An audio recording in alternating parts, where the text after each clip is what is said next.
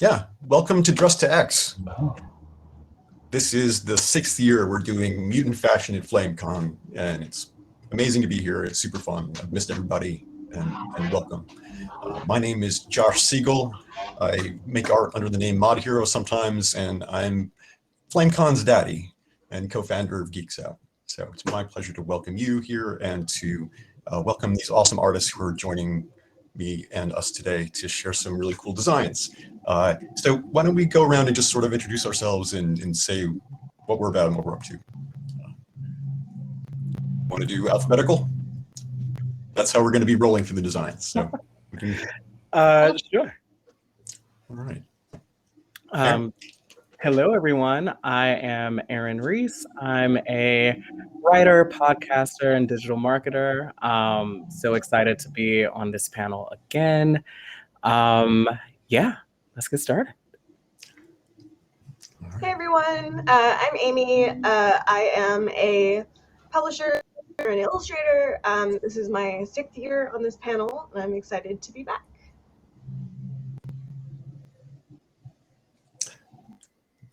Calvin?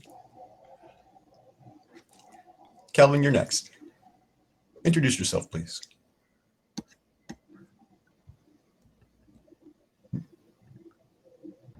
I'm seeing connection issues. Oh, no. Calvin. All right, well, we'll get him back in a minute, I think.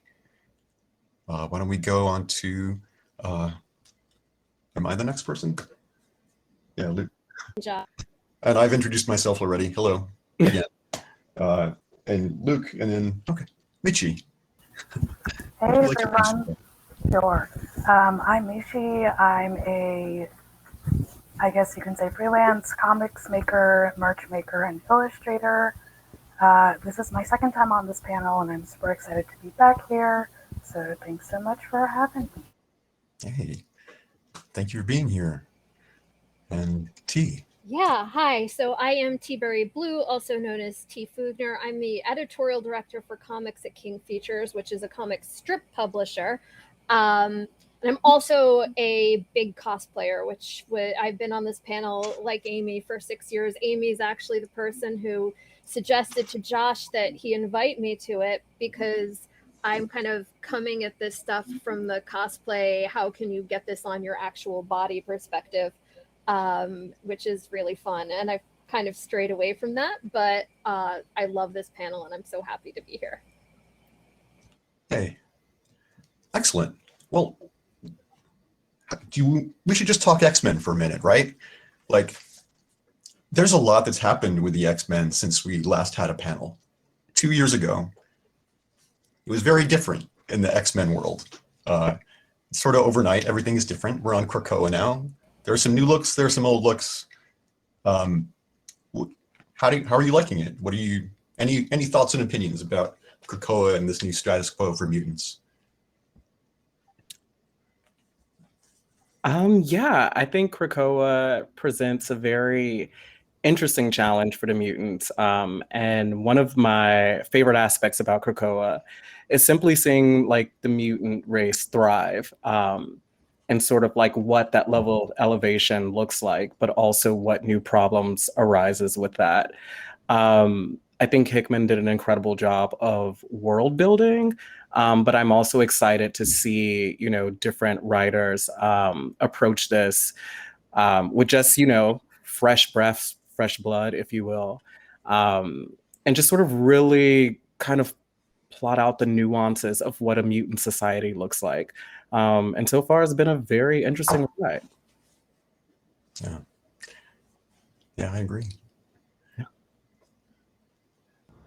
Kind of. Oh, go ahead. No, you go. No. So I think one of the things that has been interesting, and I have to say I haven't kept up to date as well as I should, especially knowing I was going to be on this panel. One of the things that's been interesting to me about the whole sort of Krakoa experiment, both experiment in the sense of the in-world experiment and the creative experiment, is that as a reader, it kind of, you kind of are like, okay, this can't last, right? This isn't gonna just stay this way. And so even though there's been this sort of feeling of like, okay, this is great, and it feels like there's a lot about it that feels like that. I feel like every queer person at some point in their lives has like a group of friends who are all like, let's buy a farm somewhere and just like all live together, and it'll be so great. And it has that feeling, and it feels really like this, you know, X-Men's already about found family, and it's just like exploding that found family feeling. But I mean, explode in the making bigger, not the like killing. But it also feels like you're reading it with this ongoing sense of dread of like, okay, when's the other foot gonna drop? When's the other foot gonna drop? When's the other foot gonna drop? Yeah, and I mean, and I think I don't want to spoil things, but I feel like we're starting to see that. So yeah, I think that as much as it feels tenuous and like new and risky, I don't know. I feel like this is the pitch book for the MCU version of the X-Men. Absolutely. You know? I hope so. It's so fresh. I don't want to go back to an old mansion. It's like, I think that's dusty and it always gets blown up. I think that's kind of what is interesting to me. X-Men has been one thing for so long, and it's been one way of like a community dealing with their problems. And I think that while that has felt true and still feels true in a lot of ways, I remember just like the other day there was like a joke on Tumblr that somebody was making about like, oh, the reason the X-Men like Professor X Magneto thing feels so true is because that's just how organizing is. You've got like the one guy who thinks that we should blow everything up and the one guy who thinks we should talk to the government, and they're fucking. Like, and I think the thing is like that is the way that the X-Men and also I think the world has seen this kind of you know, like explosive community growth, whatever the metaphor is for. And I think that it's really interesting to see them take a new tack. I think it's just like I know like T is saying, you know, feels like the other foot's gonna drop, and it kind of does, but also in that sort of way where like anytime you do something that you have never done before and you think you want it to work but you don't know if it's gonna work, I think that feeling of the foot dropping or shoe dropping is like I don't know if it's going to, but it feels like it is for certain, because that is how it always feels when you try something that is completely different and a risk. You're like, well, surely this new way of living is not going to work. And sometimes it does and sometimes it doesn't. So I'm really interested to see where they go with this. The addition of a gigantic Met Gala is interesting to me. I'm just like, okay, now we're all in one place, so we're going to have a party. Are we having like a side quest dress up game? Which I guess it kind of was. But that's I remember seeing that happen online and being like, I'm sorry, what? Yeah. Excuse me? Okay. Yeah. It's funny, like with the kind of minority utopian vision that we're getting, there's just so much more joy in it. And instead of just we're used to the dread because the story they've always told was like the X-Men are great and they're wonderful, but like the world is just going to crush them over and over again in these different ways. And now it seems like that's not the obvious result of what's about to happen. Like, it's just such a weird feeling. I don't know what to do with it. Yeah, I was going to say to that point, one of the things that I find really fascinating about Krakoa and how I, as a Black queer man, have like sort of identified with this narrative particularly, to both Aimee and T's points earlier, like feeling like the other shoe is going to drop. I think it's very interesting in this sense because you can look at the X-Men metaphorically like as refugees or as a displaced like group of people that don't have a home. And so when I think sheerly from my experience as just being Black and queer in this country, that is something that I feel like never leaves. And one of the characters I think that manifests that really well in Krakoa is Wolverine.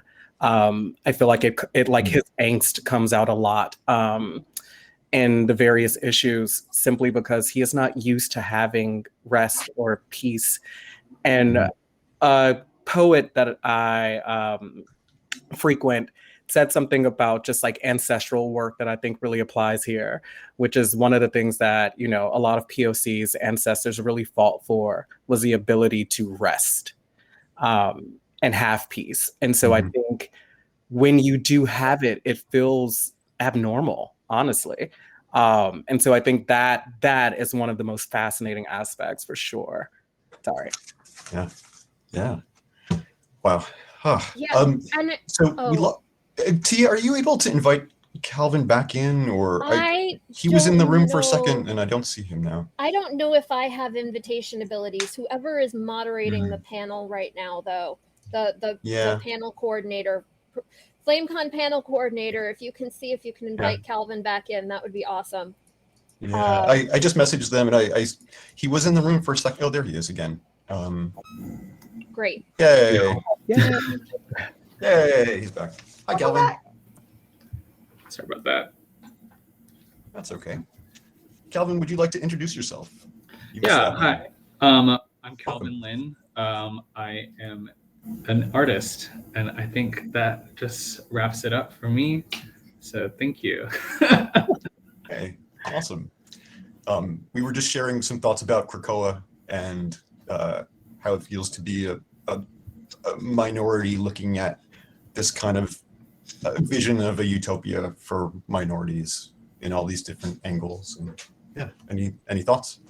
I think it's been a little interesting just because it is like a minority story, but like told for like a majority audience. So there will always be some aspects of Krakoa that I'm like, oh yeah, for sure. Like I definitely identify with that. And I think those are, you know, stories and perspectives that are written from somebody who's experienced like being a minority at some point. And the other parts are just like, okay, like I've seen this before. It's very much like the mainstream way of like telling those stories. So it's a mixed bag. Yeah, that makes sense. That's fair. So the Hellfire Gala happened. And we probably all saw it happening. And we queers have been designing fancy outfits for mutants for a long time now. How did it feel to just see the internet taken over with like mutant fashion in like this sort of, I don't know, whimsical reimagining of our characters, like in a kind of familiar way? I felt, I don't know, I felt like it was suddenly very close to home, and also like it surprised me, and it was great. But I also, you know, I wish I got an invitation to the gala myself. I feel like we all should have gotten. Yeah, and I think as somebody who's been on this panel since its inception, I think there's this, it was so much fun. It was really fun to see. I do wish, and I'm not necessarily saying that I would have liked an invitation. I would have liked an invitation, but I do wish that it had a bigger fan inclusion component, that it wasn't necessarily, we're going to get some super talented X-Men artists to design costumes for these characters. Most of the costumes were phenomenal, and they did a great job with them. But I think like it's coming out of things like this panel. It's coming out of things like the Metsonas, a lot of which were drawn by people who've been on this panel in the past, and and so it was sort of capturing the flavor without capturing the spirit of this sort of like influx of fan creation that is coming from all different directions and all different places, where people are kind of claiming these things for themselves. And that's the thing that was missing from it. I think that it was really fun to see. It was great to see Marvel like acknowledge kind of like couture fashion in a way, but I also would have liked to see more. And maybe if they do this again, maybe there will be more inclusion of fans and inclusion of fan creators. Yeah, that would have been cool. Sorry, I was going to say that is an excellent point. And I come from a very like traditional like fashion background, and one of the things that I thought was a really missing component, to T's point, is just a multi-layered perspective. I, to a certain degree, still felt like, I know Russell Dauterman was one of the champions behind a lot of the illustrations, but it also still felt like a straight cishet, like white man's gaze of this sort of level of fashion and couture. And I found that a lot of the stuff was like actually like not as modern as I would like it to be. And I feel like this is something you consistently see. A great example of this is Jean Grey running around in her green frock all throughout, you know, Krakoa. But I also thought too, this could have been a very galvanizing marketing situation for Marvel too. Like the fact that we have not gotten a lookbook, the fact that like fans weren't able to, you know, like pitch in and like really help bring, you know, this fashion to life and stuff. I think there were definitely like a few missed opportunities. Like, could you imagine if you had, you know, like a bunch of other queer artists, for instance, like Kevin Wada, who's been on this panel before, and Chris Anka, you know, even like Jen Bartel, and having like a gorgeous coffee table book of all of this like queer X art. I think it would be fantastic. Yeah. I agree completely. Just like from several perspectives, like the art feels like first and foremost like American superhero comic book artists trying their hand at fashion, which you know, there's definitely some fun stuff that comes out of there, and there's nothing wrong with that. But there's like when this panel started, the whole thing was like, hey, why does everyone in the X-Men dress like completely just weird? You know, where it was like, you know, it's kind of that thing where it's like, why do people in comics look like they're dressing from the early 90s? It's like, 'cause everyone learned how to draw one type of low-rise jeans like in 2000, and that's what they're still drawing. And the costumes for the costumes for the gala feel to me kind of like an extension of that.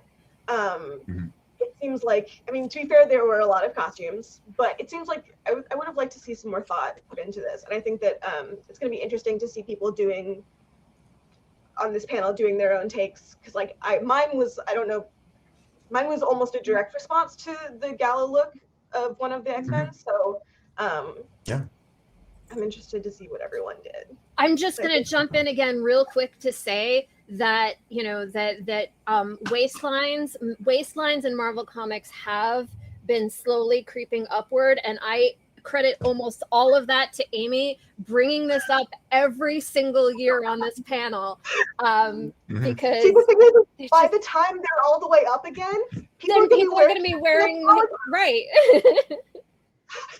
I've got like a Japanese street fashion or contemporary street fashion book, and it's all like, wear your pants unexpectedly low to create a weird silhouette. And I'm like, don't you try this with me. Don't you start this with me. Yeah, I definitely. Sorry, I just wanted to jump in. No, totally fine. Totally echoing what everyone said prior in terms of like fan inclusion. There's so much that, you know, it's like, hello, here's a trending hashtag that you can do. Like, I think last year and this year in particular, we've seen so many hashtags from marginalized creators that, you know, once the algorithm picks them up, it's like you're suddenly treated to this absolute gorgeous visual feast of folks just running wild with all of these ideas and inspirations, you know, and reimagining characters based off of their own tastes and experiences, right? So, you know, a lookbook, a fan event, like Kevin Wada does Paper X-Men, and it's like, here's a base.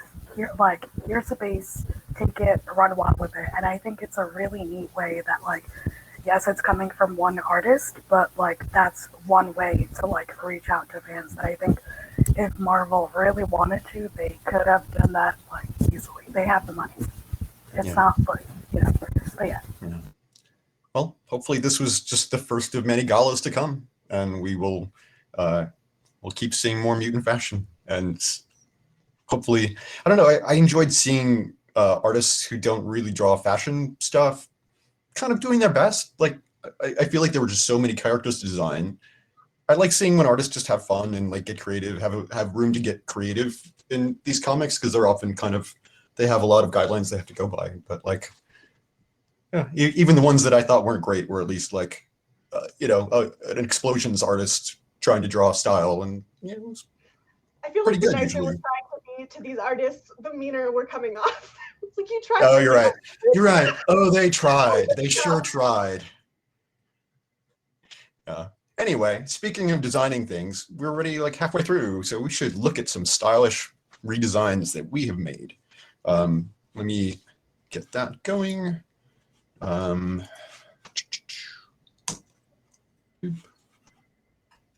right. So first off, Aaron, you put a bunch of looks together for I did. Mystique. Yes. Am I sharing? I have it here if you want to just talk. Yeah, that's Is that perfect. okay? Absolutely. Okay. Let me know when you have her up. Oh, okay, there she is. Yeah. Okay, so I am the one black sheep here that does not illustrate or design, so please don't judge me.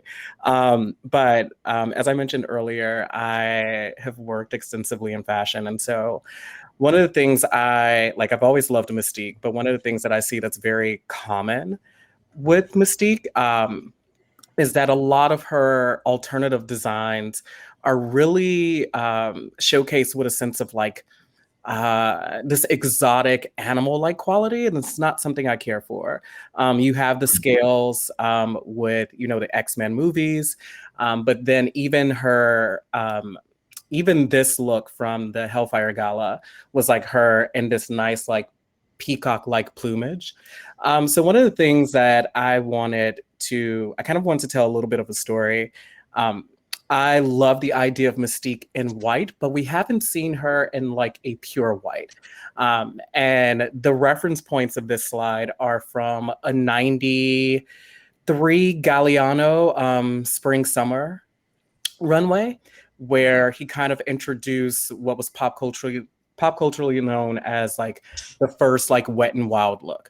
So think almost Kim Kardashian from the last Met Gala with her new dress. Galliano was really the one that kind of like pushed us off. So I wanted something that was actually bridal, and you'll see why for the next character coming up. But I also wanted it to be wet because I wanted Mystique to be coming, out of the eggs, her being rebirthed on Krakoa again. And so that was something really important to me too. Also, to note here, I wanted to have like a skull homage. So this is like a Tom Brown skull applique jacket. The way I imagine this is kind of like as a strap that goes like over the shoulder. And yeah, I just think it's something like, yes, bridal, but also still very sexy and sleek. I just feel like we don't get a lot of chances to see Mystique like really making things edgy and having, I don't know, something that's both elegant and threatening. And that was a thought behind this. Yeah, beautiful. Thanks, Aaron. Yeah, no problem. Yeah, I get that. Runway photos. These are gorgeous. I don't think I've seen this particular runway like show, and those I love wet look dresses, and these are just. Thank you. I'm glad. All right. Okay, if we keep on moving. Let's see. Do you mind, Josh, if I share my screen? Oh, go for it. So, Do you have the function there? I do. Down the bottom. All right. Yes. Do you see me now? You see my screen? Yes. Cool. So Yeah. Josh asked us to do. Oh, sorry. Hold on a second, Amy. I don't know why mine just came back. Josh asked us to come up with future gala themes, or to consider doing that, and I was kind of looking for a bit here because of my reason for grabbing Iceman was because, well, I thought that his design for the Met Gala, the Mutant Gala, the Hellfire Gala looked. I mean, it was like objectively like a cool drawing. I was like having this feeling where I'm like, I mean, I know I don't know that much about Iceman, but like he's like a cargo pants gay, right? Like he's like butch. He's kind of a jockey gay. I Aimee, always thought. Aimee texted me this at like 8:30 last night. Yeah, I was like, he's like butch, right? And then they've got him in this like really like heels, gown trail, Billy Porter kind of look, and I'm like, not that that's not cool, but like who made him do this? Like who has cornered him and been like, you're gonna do this? Or was he just like, I'm gay now, please give me a gay outfit? I wasn't sure what the vibe was there. But since I couldn't just draw him in cargo pants, I wanted to kind of come up with a bit here. So I've decided this is probably like the 5th gala, and they're have reached the point where they're tired enough of it that they are doing things for fun because they've run out of normal ideas. So the theme is elements, and Iceman, of course, is going to show up in a fire outfit because he thinks it would be funny. So this is my inspiration board that I pulled. Please note Guy Fieri that I Googled last night because I thought this would be funny. So here is his look. It ended up being a lot cooler than I intended. I was kind of surprised that this ended up being as fun as it but I basically wanted him in. I wanted it to be a bit because I think that that's a fun way to deal with having to go to a gigantic party for like every year for the rest of your life with all of your political friends and enemies. And I think that like, if we are talking I'm gay now fashion, I think just like refining, like not necessarily wanting to look like super flamboyant, but wanting to look hot. And I think that's kind of a fun joke for Iceman. Yeah. So here's my Iceman fire themed outfit. His jacket says cool. I love that it says cool. It's my favorite thing. All right. That's it. That's me. Wonderful. Thank you, Aimee. That's totally awesome. Calvin, you are next. Let me share my screen. I have your art here. All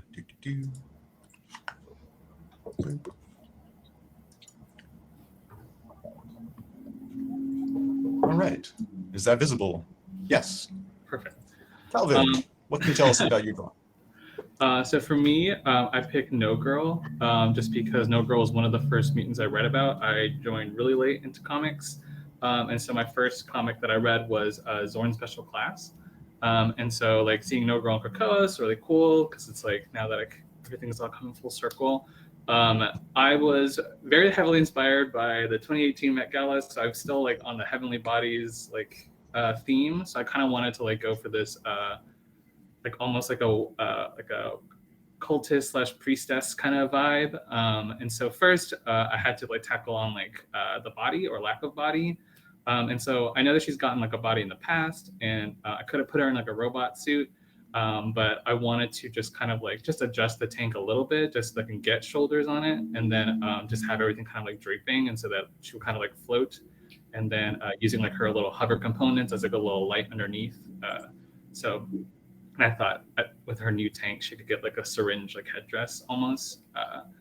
But yeah, that's kind of like how I was going for with this look. I contemplated putting a mask on her so she could get like a face, but I thought it looked really cool without that. I think it has a great presence. Thank you. So intense. I can just see her kind of like floating around and like having it waft around behind her. And yeah, I was imagining everything kind of just like dangling, like moving around as she like floats around the Hellfire Gala. Yeah, totally. Oh, great. Thanks. Yep. All right. Oh, I'm up next. Unless any other comments? Love the floating. Right. Just like the glowing underneath is so cool. I can picture it exactly. Yeah. I think it has so much. Yeah, it's beautiful. All right. So I chose Darwin. who's he's been one of my favorites for a while, and he kind of gets the short end of a lot of stuff because he's kind of a plot device. His power just kind of evolves things that help or work unexpectedly. And I find that kind of weird. I kind of, in my headcanon, he's gotten a bit of a power reboot where he really manifests the potential of genetics of any animal on Earth, the kind of switchblade of DNA, where just any kind of aspect of an animal that's useful in a situation he can sort of grow and manifest, which I think he can do, but he's often mimicking technology and random mutant powers and stuff. That doesn't really make a lot of sense to me. But anyway, and also he's just had a really hard life. And so I imagined at the gala, like he's just been killed a lot and messed up a lot. So I imagined at the gala, he would want to have a presence that was kind of sexy because he's usually portrayed as so blank. But he could be anything. And so I thought about flamboyance, and I thought about animals that take up space. And I was also thinking of Carnival and how sexy and fun that is, and colorful and exuberant and animal-like those costumes are. And so that's how I imagined him. Where's my Darwin? There we go. Yeah, so I thought that in a party where all the humans on Earth were invited or whatever, and had to suddenly share, like open their doors of this safe haven of Krakoa that they just found, I feel like he would just grow magnificent quills that would just sort of say, keep your distance, I'm beautiful, I take up space. I imagine him having this long crested fin on top of his head like an oarfish, kind of, that would sort of wave back and forth and rustle the spines on his back as like a rattle, and would extend forward with like a glowing lure that kind of attracted as well. So he would have kind of an attraction and a danger aspect to just him being there and taking up space. I didn't give him a lot to wear. I figured he could be sexy for a change in that way. I kind of wanted his look to look like something from either the Dawn of Man or Carnival, either or. So, and the theme I was thinking about was evolution with this, which works with Darwin anyway. So that's my Darwin design. And so Luciano is next. And I do not see him in the room, and I have not heard from him, unfortunately. So I'm going to show his artwork, and we can all talk about it, okay?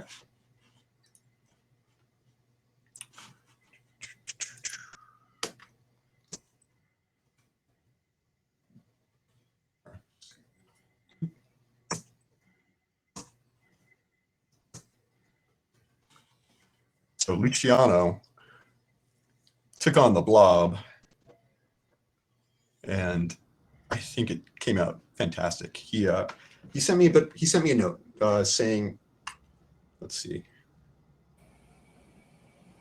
because he gave me a few notes about his thoughts for the thing. Or, sorry, give me a second.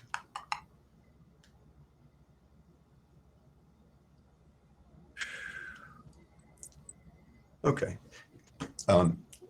Luciano says he wanted to make Blob as unapologetically sexy as possible in a stunning outfit that it takes the notion of Blob and kind of puts it in a tactile direction where it's not just him and his physical body, but like what he covers himself with too, and he just exudes a blob that is just all him and just grand.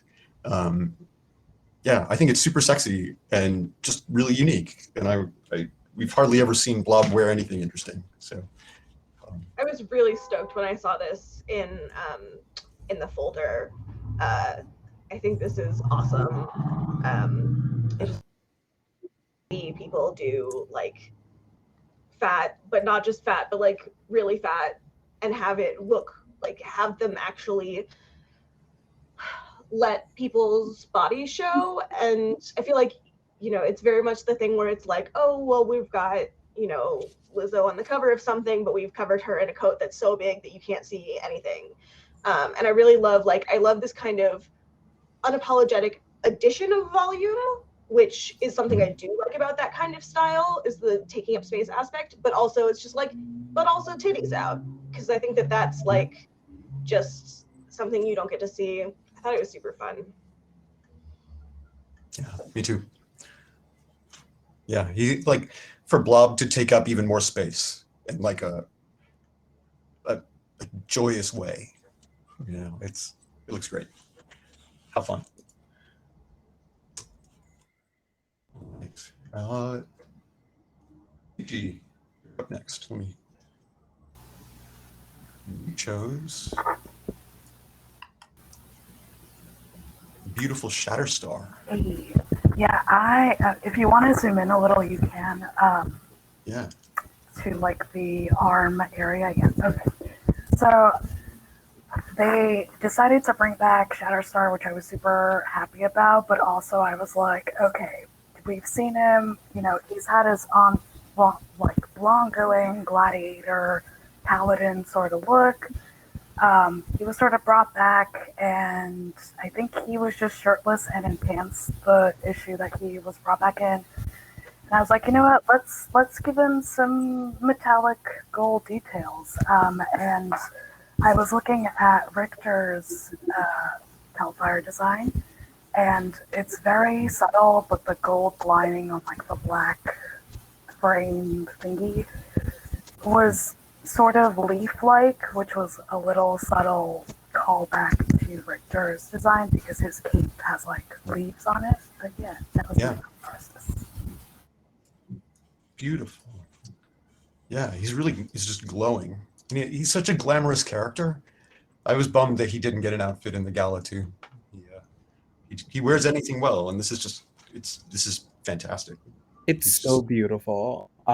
One of the things I always enjoy about Michi's art is that it always is so celestial for me. I feel like in everything you do, Michi, it's so stunning.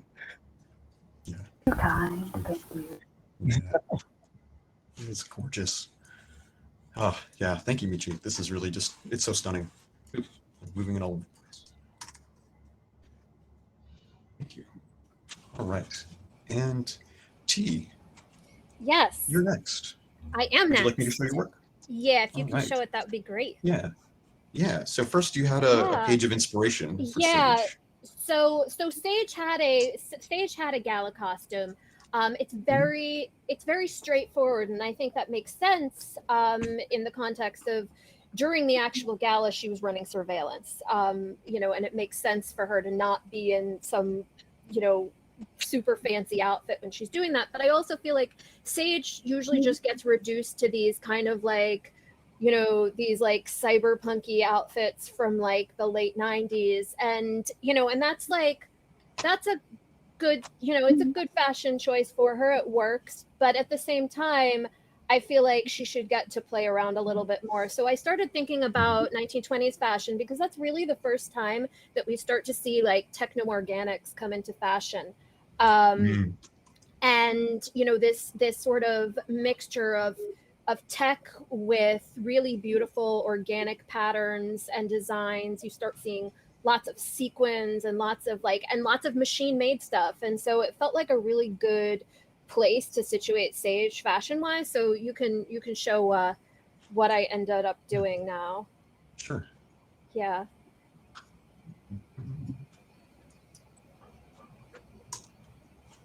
Okay. So here is here's my Sage costume. So if you can see the pattern on her dress, which I was trying to evoke the sort of sequin patterns that you see on 1920s dresses, is designed to look like a circuit board. She has a lot of outfits that have that one shoulder strap, so I kept the one shoulder strap because that feels like something she's comfortable in. I put her in Sage, the actual color, which nobody ever does, but it looks real good on her. And then T, you're cutting out a little for me. Oh, Are you coming I'm through for other sorry. folks? Can I'm everybody having trouble hear hearing me? you, T. I can hear you. Okay. Sounds okay? Yeah. Okay. It's just me. And then her jewelry, like if you look, she's got these matching gems, but the gem on her wrist is a USB drive. So, you know, not that she needs one, but she's always prepared to help others. And then one of the things that I wanted to do too is that, you know, when you're looking at bobbed hairstyles from the 1920s, there are two ways of bobbing your hair. There's cutting it and there's sort of bobbing it under with pins. So since she usually has long hair, and I don't think she would cut her hair just for a party, her hair is pinned under. So that's my sage. Nice. Thanks, T. That's super cool. I love the tech dress. It was really fun to do. Yeah. Neat. All right. Well, that's all of our individual looks. Imagining characters who didn't quite get a chance at a great gala costume with a new look, and so we all chose one character to redesign also, to try a whole bunch of different designs for one character who did not get to make an appearance at the gala. And so I'm going to reveal that character now in a moment.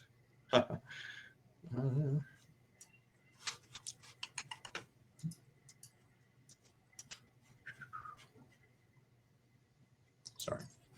Too many windows open.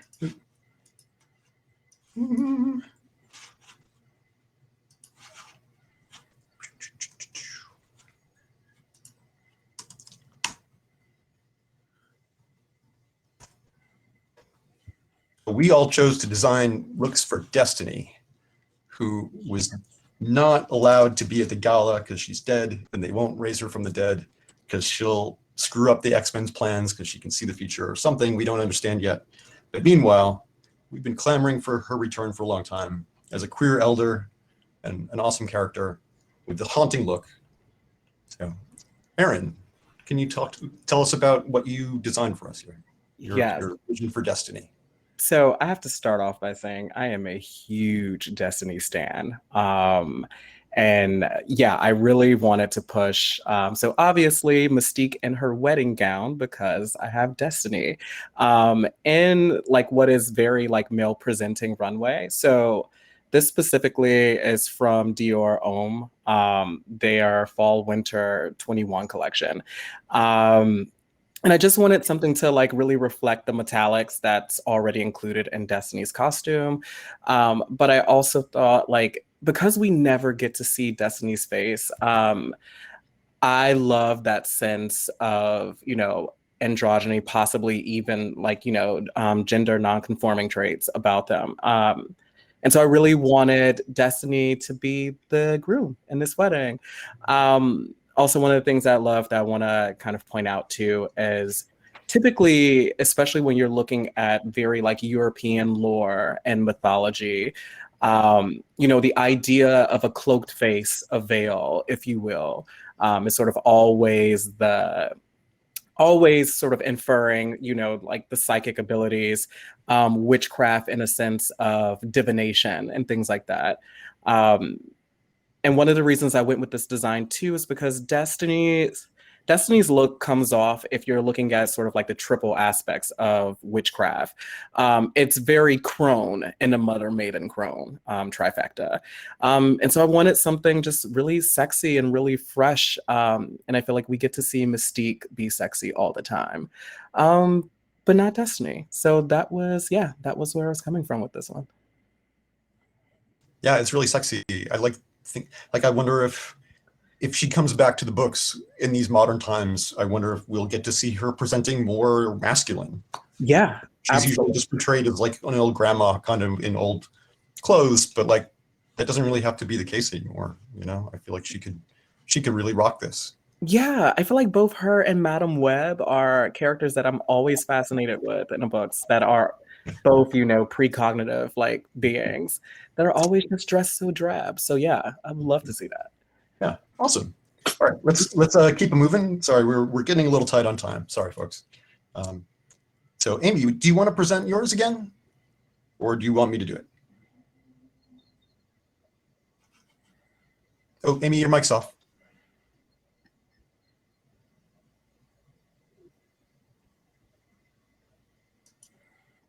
Like 3 buttons at once, and No it's just to do none of them. Yes, I will present. Thank you. Okay. So again, Destiny. And here's my inspiration board. I happen to have like a bazillion different things that fit this perfectly in my like 10-year backlog of inspiration photos. So I was like super stoked immediately.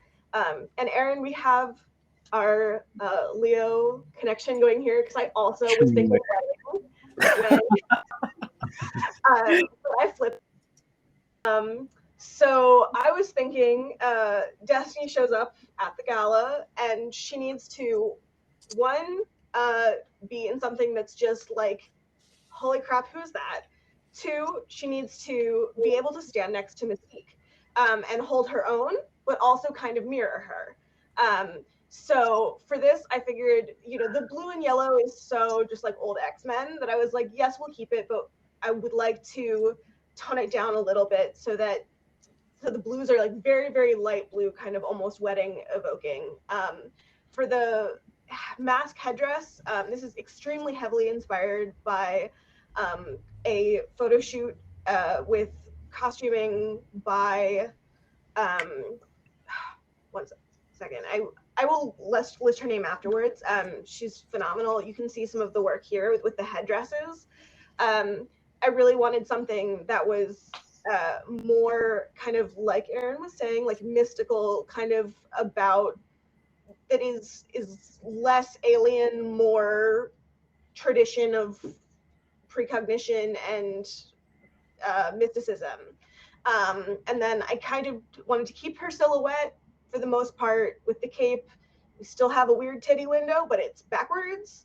And then there's like a bunch of beading from the headdress down. So basically I just wanted something where it's like, you see her show up, she doesn't outshine, like she and Mystique are on the same level. I want them to both, and like, it's hard to be on the same level as Mystique. So I think that is, that was kind of my thinking there. Well, it feels like it has that feel of like a theatrical oracle that's just, it gives me chills. So I love it. gorgeous. Yeah. Oh, I love it so much. Thanks, Aimee. Calvin, are you ready? Yeah. All right. Here is your destiny. So for my look, I wanted to, because she would be, if she were to attend the Hellfire Gala, she would be crashing it. So I'm like thinking like Maleficent, like interrupting a party, or like the Phantom of the Opera being revealed like during the masquerade. So I wanted something that like would fit in the crowd, but also like would stop your gaze if you saw them. And so so I kind of wanted that little like kind of like menacing tone as well. So like if we can like zoom in a little bit, like the top, like the head. So I did like multiple masks to kind of just like represent like the mystery of like the future kind of deal, and using like very ornate like designs that are like within the cape itself. And then as it like kind of like goes down her like longer silhouette, kind of like devolving into like this like gradient into like a much darker like I guess like more grayish future with like more tattered fringes. So yeah, and then just layering a bunch of like gold necklaces, because I'm a huge fan of gold necklaces, as you saw in my No Girl redesign. But yeah, so I think what like really like struck me for this is I wanted something that was like show-stopping, and then also like a little terrifying, but still very like regal as well. Nice. Yeah, I think a lot of us got the memo of ominousness. So like, like she's going to show up and just make everybody, like the record goes off, everyone turns and is like, oh, she's here. Awesome. Thank you, Calvin. No problem. It's really gorgeous. I love the touch of the finger. What do you call those things that go on the tips of someone's finger? So like, I call them bugle fingers, but I'm sure someone else has. A nice acrylic nail, an acrylic. Yeah. real things. Calvin, I All really right. love the 3 masks. I think that is, again, we're all kind of Yes. like Josh said, in tune on the past, future, present kind of situation. I think this was a good interpretation. Yeah. Thank you. Yeah, indeed. All right. I'm up next. So I feel like I wanted to give her something that was a little, she's usually dressed so seriously, and I wanted to give her something campy, but dramatic. The lotus is such a symbol of falling and fire and, you know, the cycles of life, and with her, the way she's warning Krakoa, you know, she's about to burn it all down, essentially. So there's this, I wanted her to arrive like with a sense of fire. I didn't really draw a lot of detail in this, but I imagined it kind of like a shrug wrapping around the top, and then attaching to a cape behind her. And then underneath this whole thing would be kind of just a shell with these culottes. And they would be kind of covered in silk embroidered embers, like bits of shiny gold and red, kind of woven through the black fabric. Yeah, and has anyone else seen Barb and Star go to Vista Del Mar? Because culottes are really important. Yes. Yeah. Yes. All right, so thank you. Yeah, so culottes, they're a thing. All right, let's see. Luciano's next. Let me call up his and keep him moving. And so he also was like, he got the memo to make her terrifying. Let's see. Yeah, he also wanted to just imply death being close by. A vision of death that was just right around the corner and like walking right in the room. Neo-Victorian dress ending up in flames. Again, calling out her desire to burn Krakoa to the ground. So this one, I could look at this one forever. It's so gorgeous. Look at these hands. So amazing. I wish he was here to speak to it, but hopefully we can all chat online later. We're gonna have to wrap up in a quick minute or two. Scott, Yeah. I just heard that we can stay until 5, so we can take as long as we want because we're the last panel of the day. So we shouldn't try to stay till 5, but we won't get kicked out. We won't get kicked out until 5. Thank you, T. I'd forgotten that. So we have a little wiggle room. All right, I'll slow down. Let's take a minute and look at Luciano's draw. Amazing. Yeah, I wish he were here to speak to it, but all the eyes. I feel like it. A lot of us seem to want to create a look for her that stares back at you, you know, like looks into your soul. Like there's something about her facelessness that does that. Her design, her original design, just the lack of face. And when something like that looks at you, your brain doesn't know what to do, right? Like it kind of, it's perplexing. She's such a beautiful, ominous character. I love that we all saw that and brought out all these beautiful aspects to it. Michi, are you ready? So I went, you can zoom in. I went a little bit more of the traditional mask route for her face, and sort of went the more mystical Terra, like old crone / high priestess vibe. So yeah, she's plotting the demise of Krakoa, possibly. You never know. So yeah, that was my main thought process. And I originally had a lighter palette, but then I was tossing around overlays and I was like, let's go with this more subdued gray, green palette with golds and reds. Yeah, it's almost a kind of a murky, like aquatic almost palette to me. Yeah, is she rising from the ocean here? It sort of looks like that. It's sort of Got it. I see. I really love this palette. I think I don't know if you're the one who strayed the most from her original palette, but like I think it was such a good. I really love the kind of, I don't know, something about the green and the black and the red and the orange all together has this very It does feel ominous. I don't know why green and black feel so ominous, but I think you just nailed the palette on this. It's so beautiful. Agree more. I also see, and let me know if I'm misspeaking, but I thought you had mentioned something for like influences from tarot, which is also something that I use for my looks too. Specifically, like the Lovers and the Tower were ones that I like kind of tried to implement in mine. But like this is, yeah, it's just very ethereal, like so enamored with it. It looks like a force of nature. Like she doesn't look, I think, and that's kind of partially what the facelessness all has brought out for everybody, is like she is a person, but like she feels like whatever she wants is going to happen and you have no way of stopping her, which is kind of the deal, because she's saying what is going. Yes, right on the money. It feels primordial. Yeah, absolutely. Yeah. Oh, beautiful. I love how the face, that mask just sort of floats within it too. Like that enigmatic mask, as soon as you see it, you know it's her. And it just seems beautifully, I don't know, rested in this swirl of fabric and in motion and everything. It's beautiful. Thank you, Michi.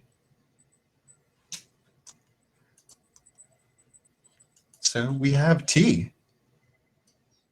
All right. And I have to follow all of those up.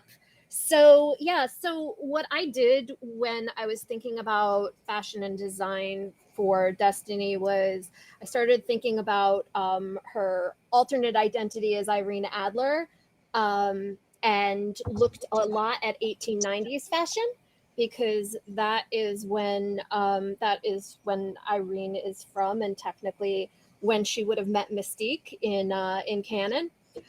So there's a couple things up here that we're gonna look at. You'll know why they're up here when you see the design. One of them is an album cover from a single called "What's My Desire" by a band called Sweet Soubrette, that is actually about Anais Nin, the writer. And if you zoom in, you'll see that a model who's also their lead singer on the cover has just completely covered everything in writing, including her dress. And then the crown, which we'll get back to, is the Wenceslas crown, which is part of the crown jewels of Bohemia. And then the makeup that you're seeing is the makeup for Columbina from Commedia dell'arte.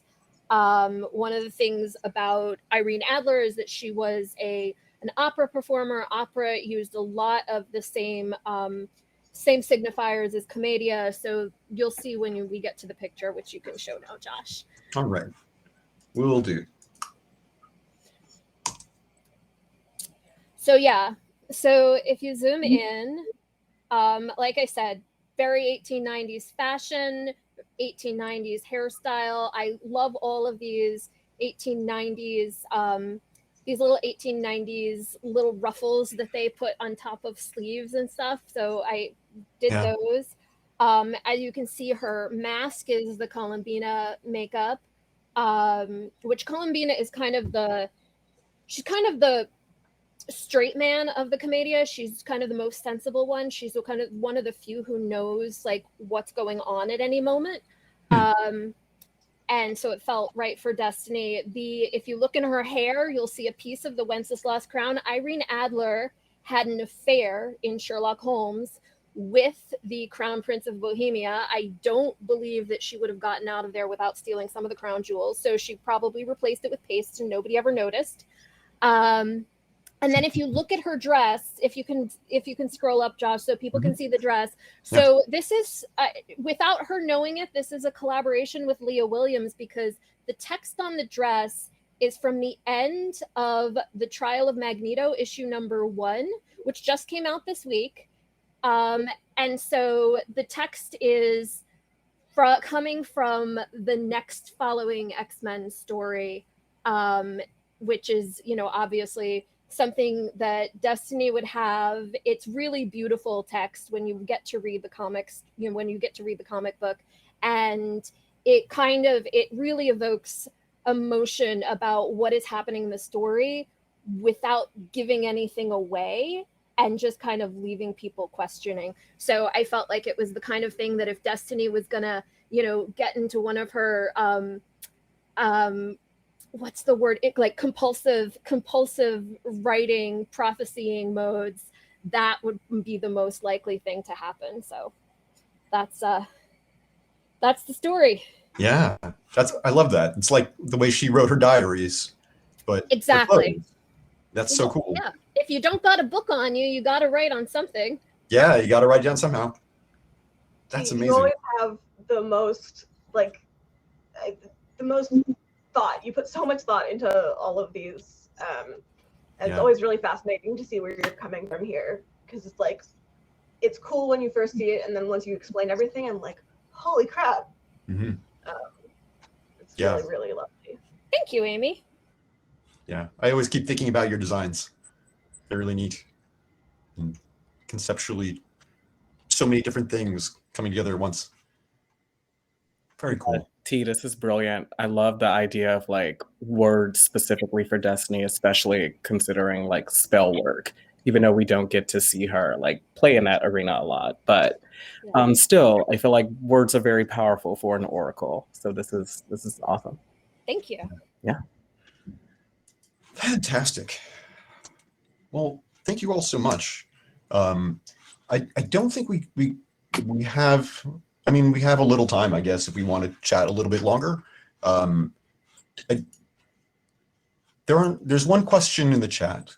Do we want to stick around for a few more minutes and answer any X-Men questions? If anybody wants to type anything in, Sure. or I'd say we can want to push it for another 5 or 10. There's one question in the chat that says, how do you maintain fandom with Marvel while dealing with the misogyny, homophobia, racism, etc. that often comes with the fandom and actors? I feel like fandoms are big.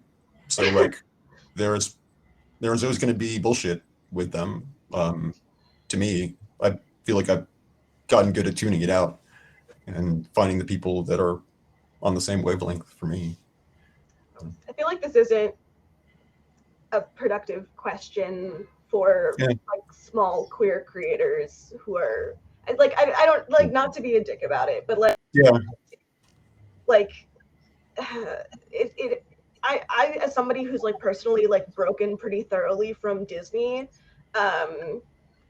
stuff stays with you and stuff haunts you, and there's only so much you can. I don't know. It's a lot of us are also professionals working in the same sphere, and I think it's a complicated thing about whether or not you interact with popular culture and how you do personally versus what you do professionally versus what you do artistically. I don't know. I'm just kind of like, we all know, and we're all dealing with it on our own, and it's not something you necessarily have or I personally have like a performative answer to, kind of. Yeah. So I guess I don't know that I'd say it's a performative answer, but I think I have an answer that would be helpful. And I think one of the things for folks who are wondering about things like this is,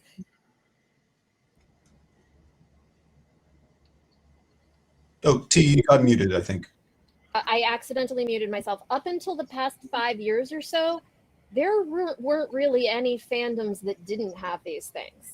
I think we've seen some amazing work that has been getting, larger and larger platforms from queer creators and from creators of color, from creators of lots of marginalized backgrounds in the past few years that really never happened before. And so a lot of us grew up having to learn how to maintain fandom within fandoms that ultimately were excluding us.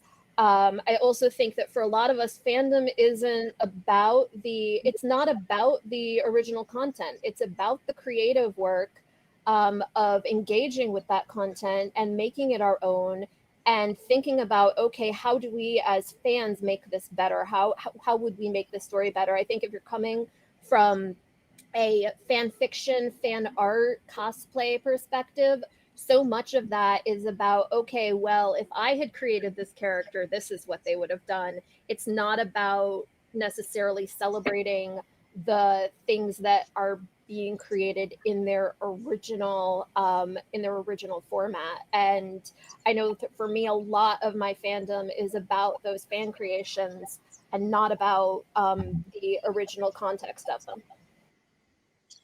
Absolutely. I was just going to jump in really quick and maybe speak to this from a professional lens to both Aimee and T's points earlier. I actually just left, or not just, but I left a job with Penguin Random House not too long ago.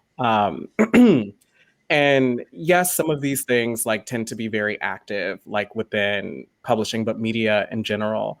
But I think also like using X-Men as an example, like finding your found family, like genuinely helps with this type of stuff. It will always exist. And to be honest, I don't think it's going to get any better. And I don't want to sound like a pessimistic asshole about this at all, but I say this as someone who works in digital marketing and the world of influencers, and the way that virality works, the way that TikTok is evolving, that Instagram, Twitter are sort of like delving into these spaces. Trolls are very effective at their job. And I think the one thing you have to realize is that trolls are able to they're kind of able to emotionally neuter themselves when it comes to things like this. And if you sort of engage with them, I know we've heard this time and time again, but like I also see us fall into these pitfalls like time and time again of engaging with someone who said like an incredibly disparaging comment. I had a video on TikTok literally a few days ago that featured like Black Panther gameplay and had someone call me a porch monkey. Like it is unfortunately a part of this fandom.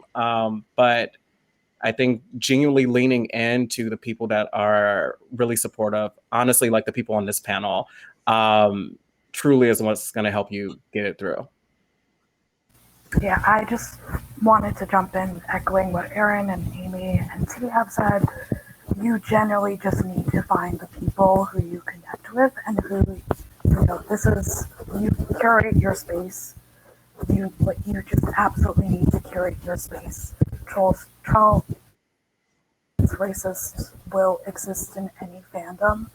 And the fact that algorithms run on, stuff that gets interaction, if it's the stuff that's disparaging, that's harmful and racist, but you're not you as in you personally, but if folks are reacting to that and giving that content, not like taking screenshots, but etc., what have you, you're amplifying that, then the algorithm's like, oh, this is clearly something that people need to see, when it's not the case, right?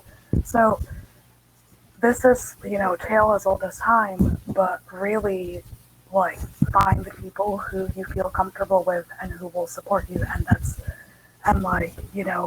going to be bad actors in every single fandom, in every single space, but, there's only so much you can do as individuals and also as a community, so, yeah.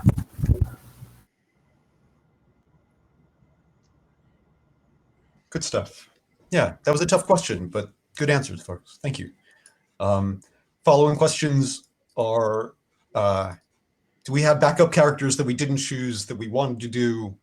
I feel like you'll have to tune back in next year to see what we draw. But I don't know. I feel like Destiny was very timely. She's kind of on everybody's mind who's reading the current comics, and she's neat. So I guess we did have a runner-up, but I think I want to keep it a secret for next year because we might do that one next year, right? Were there any other like characters that you all had in mind that maybe were your second choices for your personal picks? I was gonna choose Sync, actually. Nice. Yeah, that's one of mine. I feel like Jubilee was my number 2, so. there's no shortage of X-Men that you could do a cool thing for, I think, is like, I think any of us could have sat here and just redesigned every look, and it would have been a fun way to spend, 100 hours or whatever, but we had limited time. It's true. Cool. Another person asks, when you're looking to do character design, what influence do you pull? What influences you to pull on the specific aspects of a character you do? I feel like we all have different. Yeah, I personally think a lot about the character's history and personality, and like just kind of a geeky perspective, and like all the musings that I have on the character and all the mental space they filled up in my head over the years, and like what that means to me and how I would kind of inhabit their, how I would bring that look out. Yeah, I feel like it's a very conditional thing. And obviously, again, I am not a designer, but I vividly remember like one of Aimee's illustrations the year prior. And Aimee, I can't remember what character it was. I think it was Storm, actually. She did a great streetwear look. And so I think it's like it's a bit of a mixture of, what is the assignment, and then how does that assignment speak to the character? And so in my case, obviously Mystique and Destiny, like it's very obvious a wedding to me. So yeah. Yeah, I think I don't know, as a designer in my regular day job as well, a very different type of designer. The thing is like I feel like you can do 100 different takes on anything based on, and they're all coming from you and what's around you and what's the stuff you saw and what's the things that you felt about this. And I feel like you can start from the beginning, from zero, and take a different tack every time. But for me, when I was doing, and actually when I do all of these looks, this is my pitch for something that I started out of when I was in art school. I have a 10-year-old-ish Tumblr blog that's literally every single picture I've liked in my entire life. And I just like in my head, I'm like, oh, that one from like 2011, and then that one from like last year, and then something that I saw on the street the other day, and I like go through and I just like pull everything, and I'm like, yeah, okay, I think all of this comes together in a way. So my suggestion is always, I think for character design, or not suggestion, but like my process is almost always like my personal relation to the character, like what my instinct is there, what is currently I'm seeing around me stylistically, like what's on trend, like what is popular, because we're all kind of tapped into that. And then things that are for me kind of like timeless aesthetic, things that are just like things that I loved immediately, and how to bring those into a contemporary space that is relevant to the character that you're working on. Sorry, that was weird. Cool. Well, thanks. Anyone else feel like adding to that? I mean, I can add a shameless plug because I'm married to an X-Men expert, and when I need to get help with them, Jay Edidin always helps. Listen to Jay and Miles explain the X-Men, and you will actually hear really cool conversations about the fashion sometimes. But yeah, in general, I've learned a lot from people on this panel and people who've been on this panel in the past. I really generally start with the character's bio and thinking about their history and who they are as a person and what I can get about their taste from that. Because I think it's so important to start the same way that when you're doing character building for anything, it's really important to start with who somebody is, what decisions are they going to make based on who they are, their background, their finances, their culture, etc. And then figure out, okay, what would they like? How would they want to dress? Are they somebody who wants to be comfortable? Or are they somebody who wants to be outrageous? Are they somebody who wants to be both? And then, kind of go from there. Yeah. Calvin, you've been you're the new one on the panel, and you've been quiet, but you design costumes for breakfast. So like, can you talk about your process a little bit and your influence? Yeah, I think like when I look into like what I pull from when I do like character design, so like I grew up like really loving like the Justice League and animated series and like the Batman animated series. And so like a lot of like what I really want to like emulate like from Bruce Timm is that like I want a very, very, very stark silhouette. I want something that if I like took out all the colors and just like shine a big light from behind them, that I would be able to recognize this individual and they would have a very striking presence. And so that's kind of like the first thing that I go into is like when I like think about like a character, not just like the clothing, but like the pose, like what would they be doing? How would they be standing? How would the weight be like moved within the costume itself? And then like when I add clothes on top of that, like I want to make sure that I keep that silhouette so striking. Otherwise, I feel like I will get kind of like lost in like the details and like kind of get muddled up. But like that is like my usual like first like go-to steps is like how are they standing, and then how do their clothes look when they shine a big spotlight from behind? Nice, cool, thank you. Well, I think that was the end of the questions. Should we go around and just say our handles and what to look forward to, and what we're doing, and just as a general thing, if you want to find our work online later, look for the hashtag #DressToX, and you should be able to find all of our information somewhere.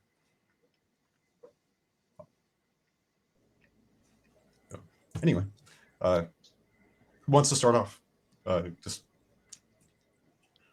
Aaron, why don't we just keep going in alphabetical order? Okay. You can find me on all of my social handles as magical.poppy, P-A-P-I. On Instagram, and then on Twitter, it's magical but dot spelled D-O-T, Poppy.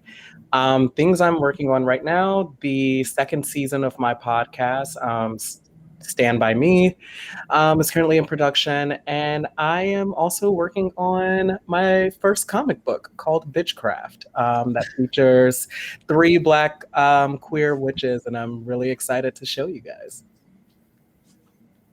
That's it for me. That Thanks, sounds Aaron. awesome. I want to read it. Yes, please.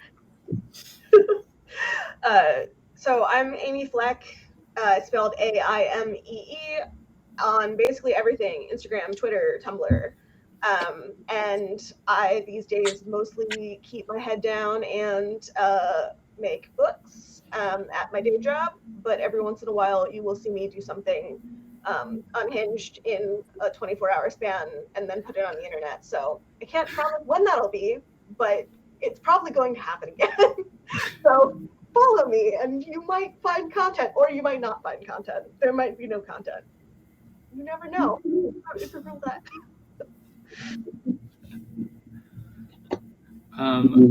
I just want to first off say thank you guys so much for inviting me to this panel. I know I had some like technical difficulties in the beginning, but I had so much fun. So thank you guys for having me on. On Instagram, I'm Calvin Love Internet, and then on Twitter, because that last screen name wouldn't fit, it's Cal Love Internet. So it's a little bit shortened. I do not work as an artist professionally, so I don't really have anything to plug. But I am an epidemiologist, so everyone please remain masked and get vaccinated. And if you want to read a project that you're currently working on. That is true. I am. I do lead a COVID-19 response team, so please do your part in ending our pandemic. All right, thank you. Incredible. Thank you for doing that too. I'm Josh Siegel. My Instagram handle is @modhero, and on Twitter I'm Josh SGL. I've kind of taken the summer off social media. I just kind of needed a break, and it's been kind of nice, but I haven't really posted anything new in a while. I kind of went into a weird art cave in the pandemic, and I've been making a lot of different stuff that I don't really know how to show people just yet, but sooner or later I'll be resurfacing. And this was a really wonderful opportunity to kind of poke my head out again and get creative in a familiar way and do something that I love doing with people that are a lot of fun. So how great this is. Luciano's not here. You can find him on the internet. He's super famous. He's drawing everything now. And we're very proud of him. We knew him when, sort of, and he's easy to find if you can spell his name. And I guess that leaves me, right? So you can find me on Instagram at Michiums, Michiums, and on Twitter, which is where you can usually find me yelling about everything and anything. You can find me at Requiem Pluie, RequiemPluie.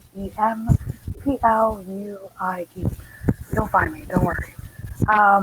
And I work in digital marketing as a day job, and I'm also starting up grad school again, so yay. But other than that, you can find me making comics that I post on Gumroad and making art books and merch. And I will be a part of a DC anthology that's coming out in September. So yeah, you can find me there. Hey, congrats! Thank you. It's my first big 2 publisher credit, so there's that. Yay. Awesome, Michi. Yeah. So I'm T. You can find me at T-Berry Blue on literally everything, including LinkedIn. It's T like the drink, berry like the fruit, blue like the color. I'm also the editorial director for comics at King Features and ComixKingdom.com. If you want to read a lot of amazing old comics, you can subscribe to ComixKingdom.com. And I'm technically Popeye's boss on Twitter. So so you can also follow Popeye, and that's sometimes me. All right, thanks. Thanks, T. Well, thank you, everyone. Thank you, FlameCon. Thank you, audience, for sticking around and hanging out. I'm so glad we got a little more time to just relax and talk. Yeah, we'll reconvene on the internets. Look again for the hashtag #DressToX. And yeah, we'll see you again next year, I hope. Thank you, everybody. Bye. Bye. Bye. Thanks.